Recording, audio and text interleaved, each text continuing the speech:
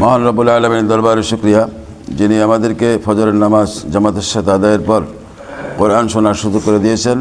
কোরআনুল কারীমের 48তম সূরা আল ফাতাহ এর শেষ রুকু মাত্র 3টি আয়াত।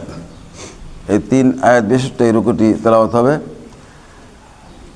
মাহে রমজান খুব নিকটে, মঙ্গল বুধ আর 2 সকাল আমরা পাবো রোজার আগে। বৃহস্পতিবার সকাল হয়তো রোজা সহকারে আসবে। এখানে একটি পরামর্শ হলো যে আমরা কি এই যে ফজরের পরে চালু রাখছি, রোজার সময় তো একটা নিয়মকানুন আলাদা। রাতে আমরা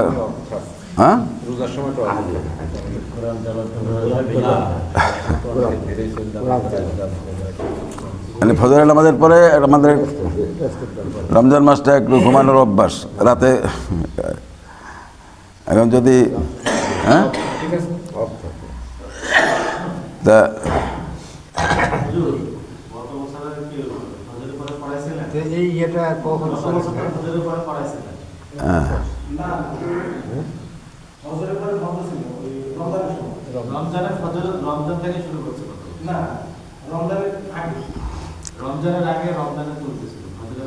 যাক, এখন আপনারা যদি বসেন তাহলে পড়া যাবে, আর যদি বলে যদি পারেন তাহলে আমি মনে করি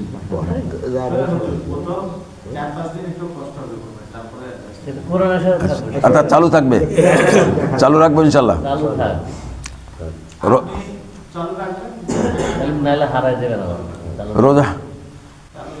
রোজার ফজর হবে 5:30টার দিকে, প্রথম দিকে 5:30 থেকে আরও কমতে থাকবে। হ্যাঁ, তো যাই হোক, মোটামুটি আমরা যদি মনোবল রাখি তাহলে চালু থাকবে ইনশাল্লাহ। আচ্ছা আচ্ছা, হ্যাঁ, ওই 10-15 মিনিট। তাহলে আমরা রমজান মাসেও চালু রাখার একটা মানসিকতা রেখে, বসার মানসিকতা রেখে রোজাকে স্বাগত জানাই। রোজার মাস হলো কোরআন নাজেলের মাস। কোরআন নাজেলের মাসে কোরআন পড়ার সময় হয় না।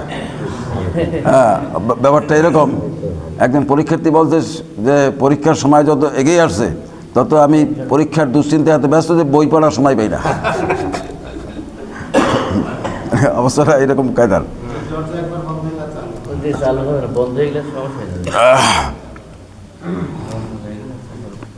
সূরা আল ফাতাহের শেষ রুকু 3টি আয়াত, এর ভিতরে গুরুত্বপূর্ণ কিছু কথা আছে। আউযু বিল্লাহি মিনাশ শাইতানির রাজিম। বিসমিল্লাহির রহমানির রহিম।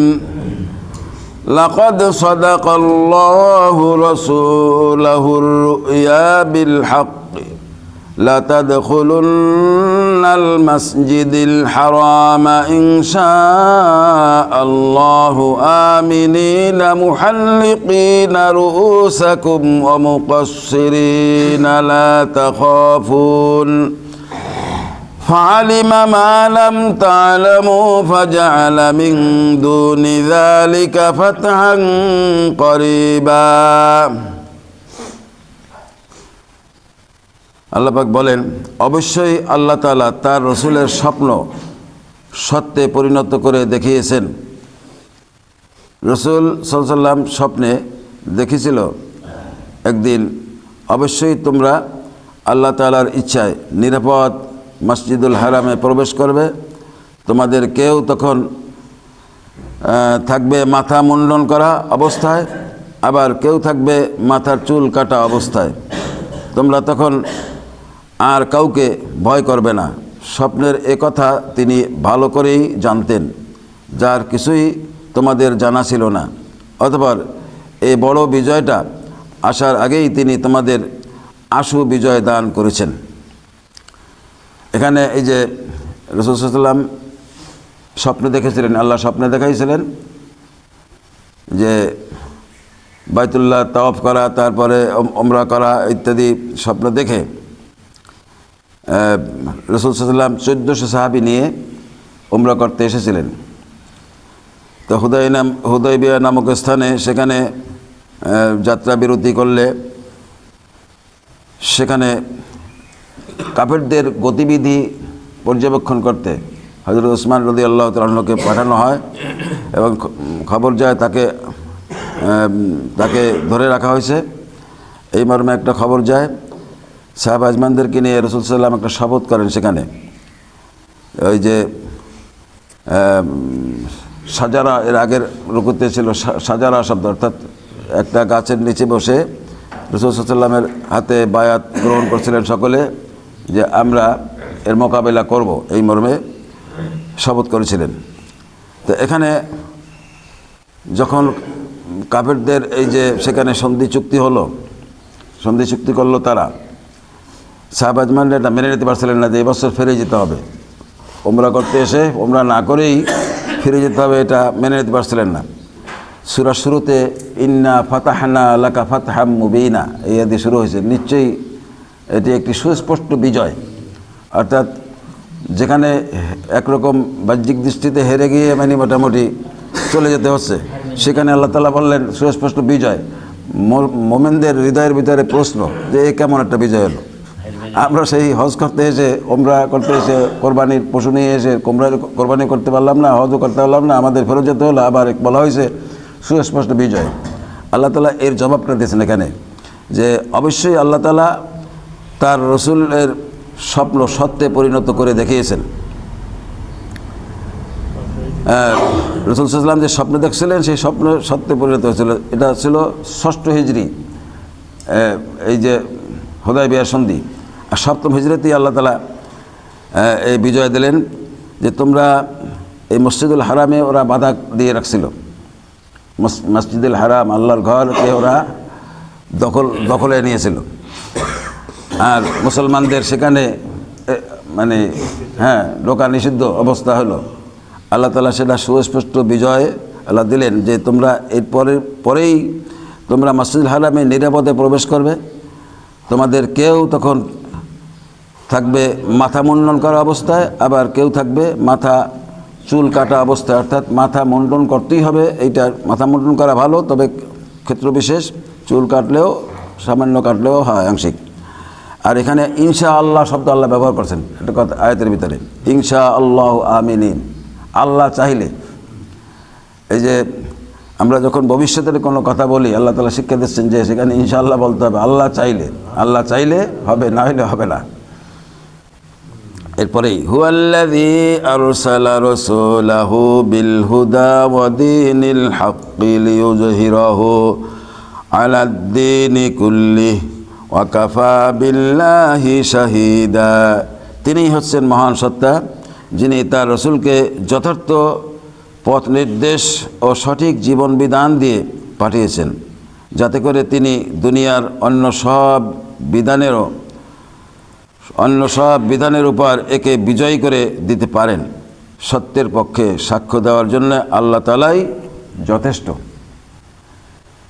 এখানে এই কথাটি পুনর্ব্যক্ত করা হয়েছে। আল্লাহ তাআলা অন্যান্য জায়গায় সূরা তওবার ভিতরে বলেছেন, সূরা সফের ভিতরে বলেছেন, এই সূরায় হুয়াল্লাযী আরসালা রাসূলাহু বিল হুদা ওয়া দীনিল হক, রাসূল সাল্লাল্লাহু আলাইহি ওয়াসাল্লামকে প্রেরণের উদ্দেশ্যের কথা আল্লাহ ব্যক্ত করতে গিয়ে বলছেন যে তিনিই হচ্ছেন মহান সত্তা, যিনি তার রসুলকে যথার্থ পথ নির্দেশ ও সঠিক জীবন বিধান দিয়ে পাঠিয়েছেন, উদ্দেশ্য যাতে করে তিনি দুনিয়ার অন্য সব বিধানের উপর একে বিজয় করে দিতে পারেন। সত্যের পক্ষে সাক্ষ্য দেওয়ার জন্য আল্লাহ তাআলাই যথেষ্ট।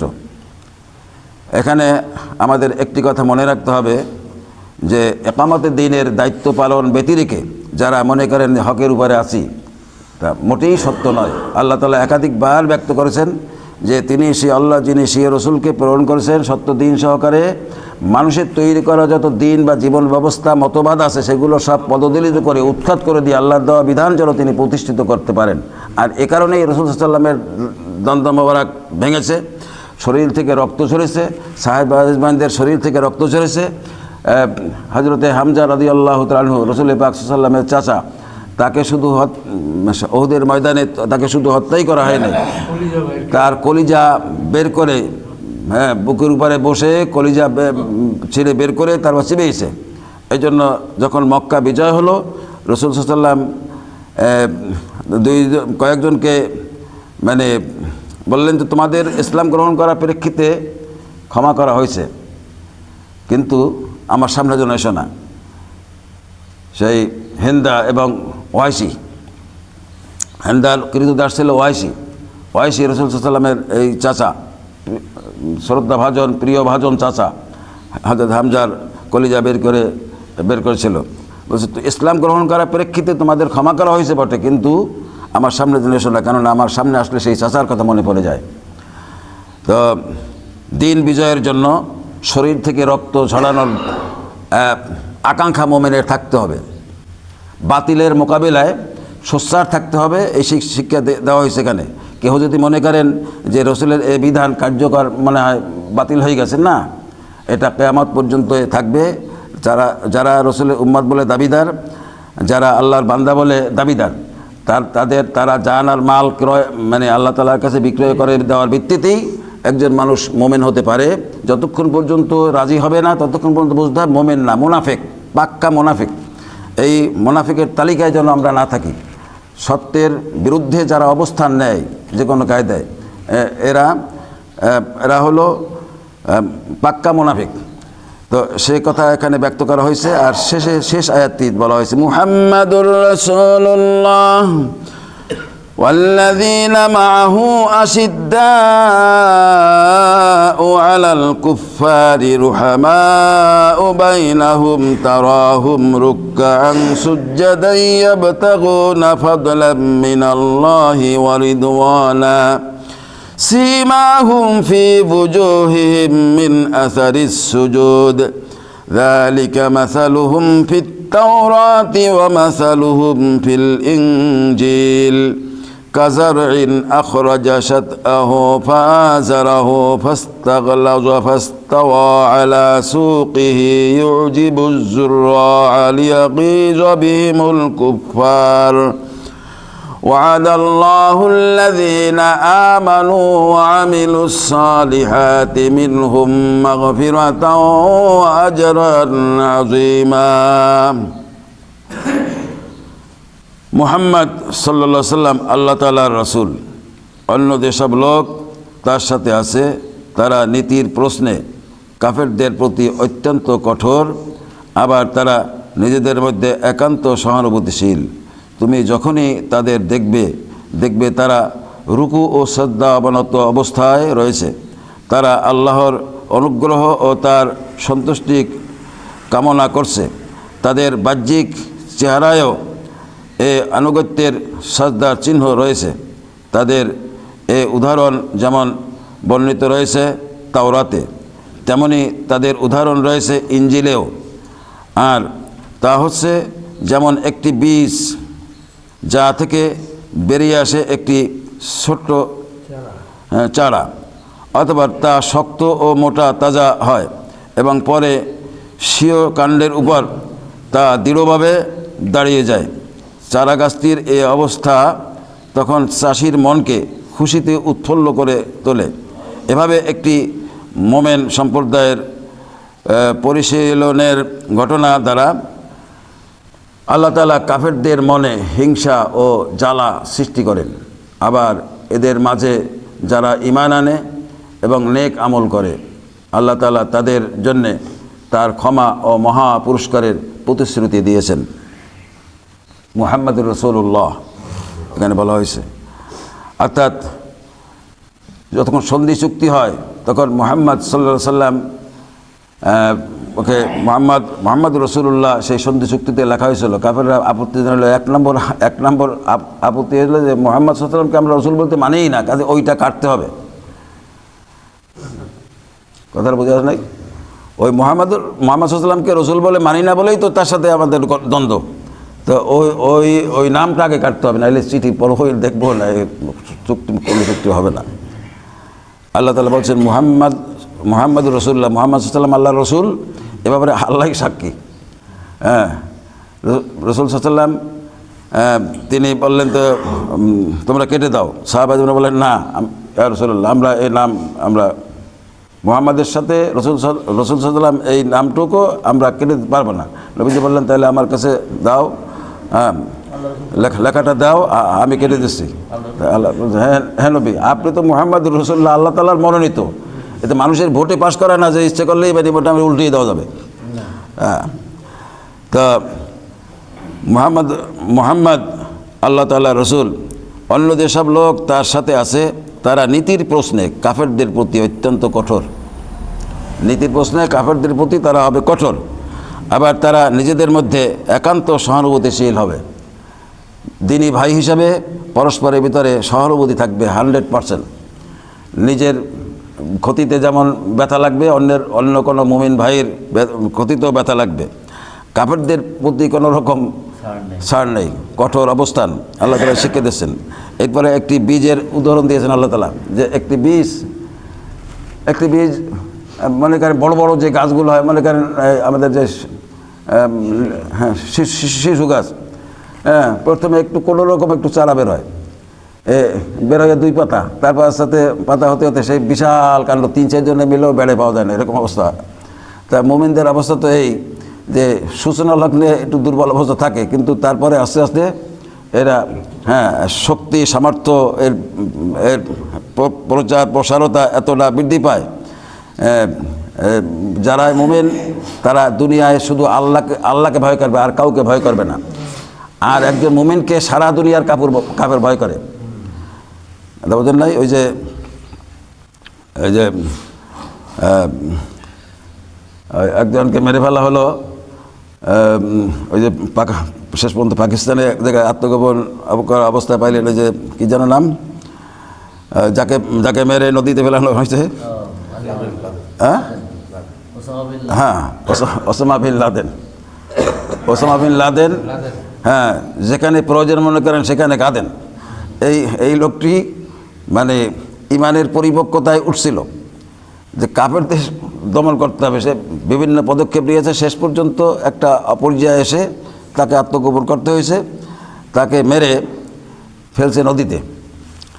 তা এই মোমেন ব্যক্তিকে কিন্তু দুনিয়ার বড় বড় যারা শক্তিশালী তারা কিন্তু ভয় করেছে। ভয়ে তারা ছিল ওরকম, আবার কোথার থেকে কী ঘটাই বসে, কোথা থেকে, কিন্তু তিনি কাউকে ভয় করেন নাই। একজন মুমিন ব্যক্তির অবস্থা থাকবে এই, যার হৃদয়টা থাকবে এত বড় যে আল্লাহর সামনে ছাড়া কারোর সামনে মাথা উন্নত করবে না, আল্লাহকে ছাড়া কাউকে ভয়ও করবে না। এই মুমিনের চরিত্র। তো আল্লাহ তাআলা সেসব উদাহরণ দিয়েছেন। এরপরে আল্লাহ তাআলা বলছেন যে আল্লাহ তাআলা ওয়াদাল্লাহুল্লাযীনা আমানু ওয়া আমিলুস সালিহাতি মিনহুম মাগফিরাতাও ওয়া আজরান আযীমা। আল্লাহ তাআলা কাফেরদের মনে হিংসা ও জ্বালা সৃষ্টি করেন। আল্লাহ এদের মাঝে যারা ঈমান আনে এবং নেক আমল করে, আল্লাহ তাআলা তাদের জন্যে তার ক্ষমা ও মহা পুরস্কারের প্রতিশ্রুতি দিয়েছেন। তো ঈমানের স্বাদ আস্বাদনে আল্লাহর প্রতি আনুগত্য, রসুলের প্রতি আনুগত্য, আল্লাহর নাজিলকৃত কিতাবের প্রতি দৃঢ় বিশ্বাস পোষণ করার ভিত্তিতে এবং এর হক এবং বাতিলের সম্পর্কে যা বলা হয়েছে সে সম্পর্কে অনুধাবন করে হকের পথে থাকা, বাতিলের বিরুদ্ধে অবস্থান নেওয়াটা এটা মুমিনের কর্তব্য। সেই শিক্ষা কোরআনুল কারিমে আসছে। আমরা এই শিক্ষা গ্রহণে খাঁটি ইমানদার হতে চেষ্টা করি, না হলে আল্লাহর সামনে ধরা খেলে সেটা হবে মহা বিপদ। আল্লাহ তাআলা আমাদেরকে ইমানের স্বাদ আস্বাদনে ধৈর্য সহকারে সামনে অগ্রসর হওয়ার জন্য তৌফিক দান করেন। আমিন। আল্লাহুম্মা সাল্লি আলা মুহাম্মাদিন ওয়া আলা আলি মুহাম্মাদিন কামা সাল্লাইতা আলা ইব্রাহিমা ওয়া আলা আলি ইব্রাহিমা ইন্নাকা হামিদুম মাজিদ। আল্লাহুম্মা বারিক আলা